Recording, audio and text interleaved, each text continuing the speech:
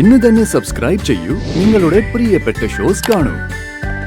നിത്യേച്ചി ഇപ്പൊ പുറത്തു പോകുന്നത് ഇഷ്ടമല്ലെങ്കിൽ അത് പറ.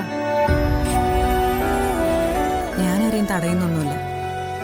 അല്ലെങ്കിലും ഞാൻ എന്തെങ്കിലും പറഞ്ഞാൽ തന്നെ അത് ധിക്കരിക്കുന്നതാണല്ലോ ഇപ്പോഴത്തെ ഒരു രീതി. പൊയ്ക്കോ. നിത്യ, നമ്മൾ വിചാരിച്ച അതൊന്നും മാറ്റിയെടുക്കാൻ പറ്റില്ലേ?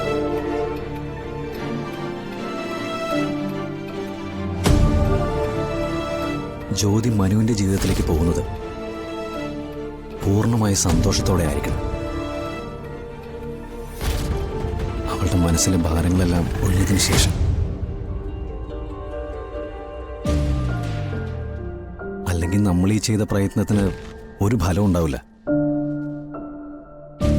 ഞാൻ അവളെ പറഞ്ഞു മനസ്സിലാക്കാൻ ശ്രമിക്കുന്നുണ്ട്.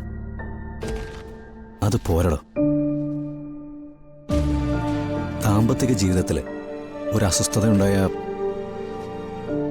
അത് എത്രത്തോളം മനസ്സിനെ ആഴത്തിൽ ബാധിക്കുമെന്നതിന് ഏറ്റവും വലിയ ഉദാഹരണം നമ്മൾ രണ്ടുപേരും. എൻ്റെ തെറ്റുകൾ കൊണ്ട് എനിക്ക് സംഭവിച്ചത് എൻ്റെ അനിയത്തിയുടെ ജീവിതത്തിൽ ഉണ്ടാവാൻ പാടില്ല.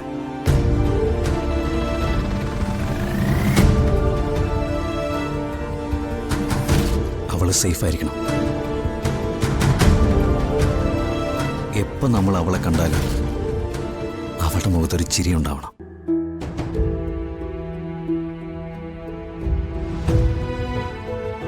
അവളുടെ ജീവിതത്തിലെ സംതൃപ്തി ഉണ്ടാവണം.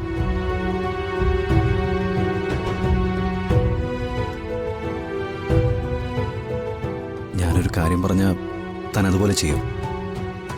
പറയൂ.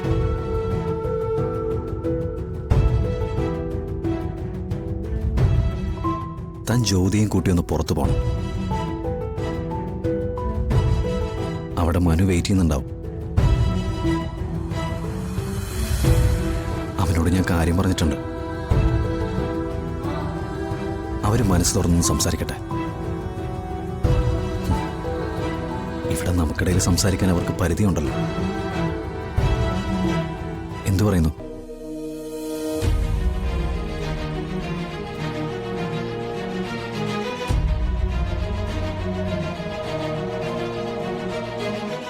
അത് അമ്മയോടൊന്ന് ചോദിച്ചിട്ട്. തൽക്കാലം അത് വേണ്ട. അമ്മ കാരണവന്മാരുടെ ന്യായങ്ങൾ പറയും. പക്ഷെ അവര് തമ്മിൽ സംസാരിച്ചേ പറ്റൂ. താൻ തൽക്കാലം വേറെന്തെങ്കിലും പറഞ്ഞ് അവളെയും കൂട്ടി ഒന്ന് പുറത്തിറങ്ങി. ഞാൻ നോക്കട്ടെ. അമ്മയോട് പറയുന്നതിൽ എതിർപ്പുണ്ടായിട്ടല്ല. ഞാനാണ് ഇത് പറഞ്ഞതെന്ന് അമ്മ അറിഞ്ഞാലേ അമ്മ അതിൽ എന്തെങ്കിലും സംശയങ്ങൾ തപ്പിപ്പിടിക്കും. അവരുടെ ഭാവി പ്രശ്നത്തിലാവരുതല്ലോ.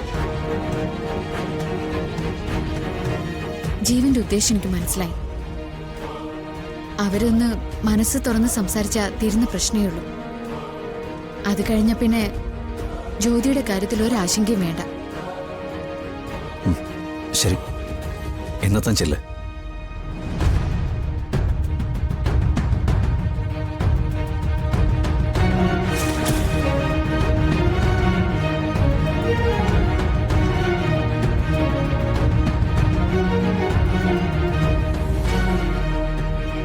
നീ എന്നെ വിശ്വസിക്കുന്നെത്തിയ ചുറ്റുമുള്ളവർ മുഴുവൻ എന്നെ തള്ളിപ്പറഞ്ഞാലും ഒരു പട്ടിയെ പോലെ വാലും ചുരുട്ടി നീ എൻ്റെ പുറകെ വരും. ഒരു ജീവിതം മോഹിച്ച് എൻ്റെ പുറകെ വരുന്ന നിനക്ക് ഞാൻ തരുന്നത് മരണമായിരിക്കും.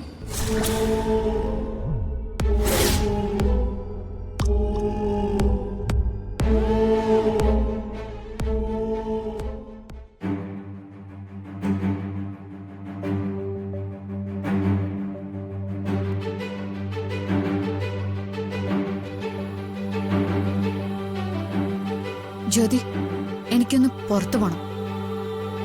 ഒന്ന് രണ്ട് സാധനങ്ങൾ വാങ്ങിക്കാനുണ്ട്. നീ എന്റെ കൂടെ ഒന്ന് വരാവോ? ഇല്ല നിത്യേച്ചി, ഞാൻ എങ്ങോട്ടുമില്ല. അല്ലെങ്കിൽ എന്റെ കൂടെ പുറത്തു പോരാൻ നല്ല ഉത്സാഹമാണല്ലോ നിനക്ക്. ഇപ്പൊ എന്തു പറ്റി? ഒന്നും പറ്റിയിട്ടല്ല. ഇപ്പൊ ഒരു മൂഡില്ല. അതൊക്കെ മാറും. ഈ മുറിക്കകത്ത് തന്നെ അടച്ചിരുന്നിട്ടാ ഒന്ന് പുറത്തിറങ്ങി പുറത്തെ കാഴ്ചകളൊക്കെ കണ്ട് ഒന്ന് കാറ്റൊക്കെ കൊണ്ടുവരുമ്പോ ഒരു വ്യത്യാസം വരും. എനിക്കെന്തായാലും തനിച്ചു പോവാൻ പറ്റില്ല. നീ വരുന്നില്ലെങ്കിൽ ഞാനും വേണ്ടെന്ന് വെക്കാം.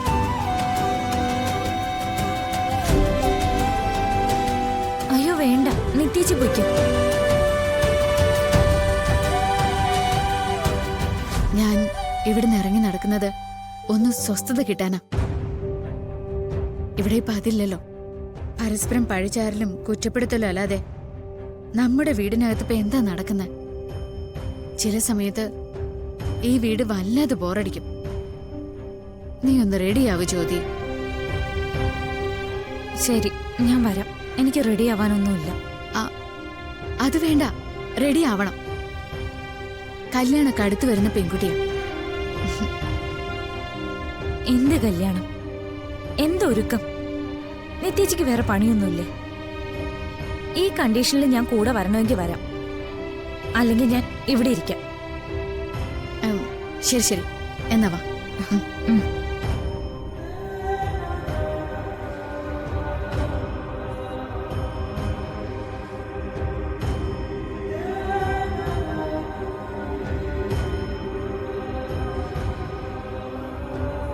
എങ്ങോട്ടാ രണ്ടാളും കൂടി? എനിക്ക് ഒന്ന് രണ്ട് സാധനങ്ങൾ വാങ്ങിക്കാനുണ്ട്. അതിന് ജ്യോതിയോടൊന്ന് കൂടെ വരാൻ പറഞ്ഞതാ. പുറത്തേക്കുള്ള യാത്ര നല്ലതാ. പറഞ്ഞതുപോലെ മനസ്സിനൊരു സ്വസ്ഥത കിട്ടും.